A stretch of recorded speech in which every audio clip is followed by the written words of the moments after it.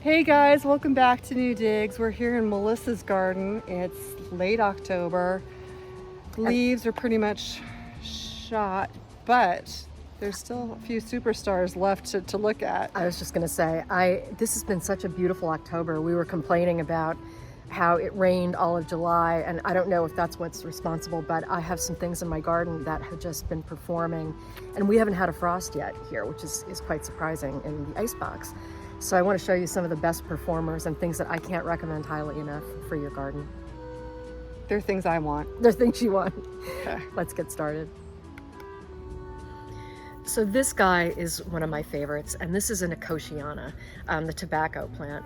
It's an annual, but you can see all the little brown seed pods. This thing seeded everywhere in my garden, which this year was not a problem. Next year it may be, but I just love the chartreuse. And actually one of the things that I've done in my garden is tried to have pops of chartreuse all up through this bed. And I think especially this fall, all those plants look especially good in contrast with the fallen leaves.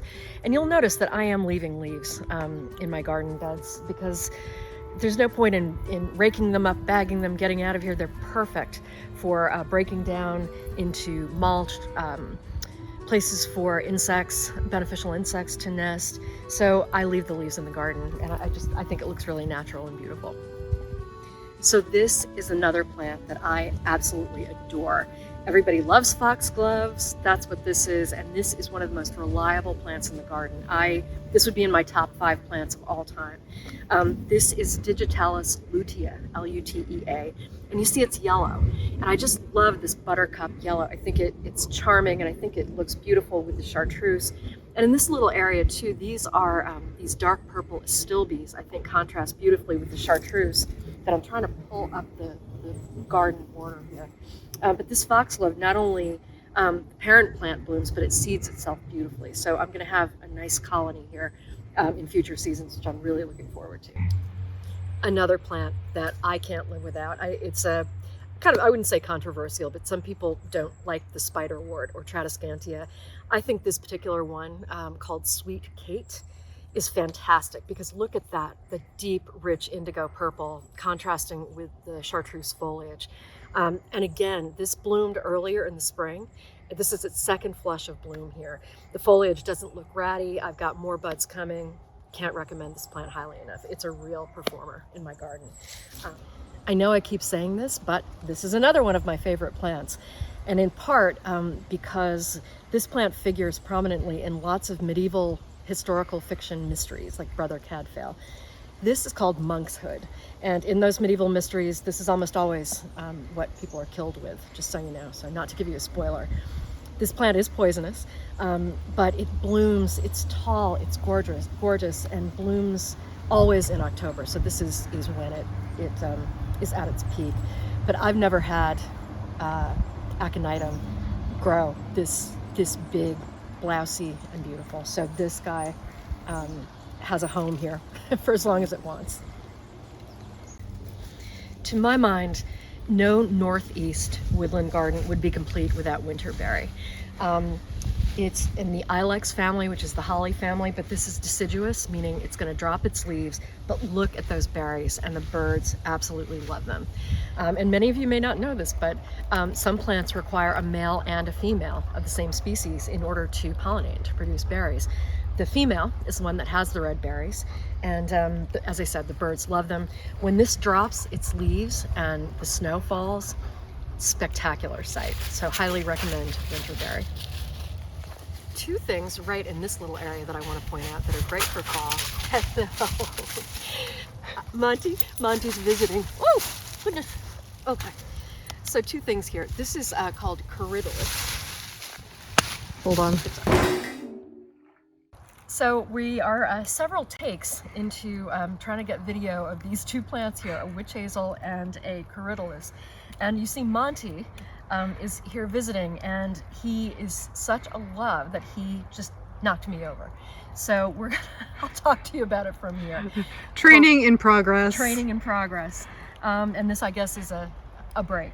Yeah. So Corydalus lutea blooms early spring. The yellow form, there's a blue form and a pink form. The yellow form is by far the best performer, but I've never had it bloom like this all season long. This thing has been blooming since May, probably. Fantastic plant. And right next to it is a witch hazel, which is also a native plant that I just planted. Next year, it's going to be even more spectacular, but you can see how pretty that almost aspen yellow foliage is. So I'm really excited about that witch hazel. And it does bloom early in the season with a strappy yellow flower that's quite fragrant. So we're going to see how that takes here, but I think it's going to be a beautiful plant in the woodland garden. This is pineapple sage. It's an herb, and the reason it's called pineapple sage is that the leaves really smell like pineapple when you break them. These I bought early this season in 4-inch pots. I think there are 4 plants here, and this is the time that they bloom, October. So in the past, it's always been sort of a race against time to see if the buds were going to open before we got the first frost, because they are a tender plant. But this year, because our frost is so late, I'm getting the full pineapple sage treatment, and one of my favorite plants. It's a great screen against the chicken coop here. And right in front of it is a plant I grew from seed. Both Jill and I grew beautiful patches of nasturtium this year. This is an edible plant. You can eat both the leaves and the flowers. The leaves taste like pepper, and they're terrific in salads.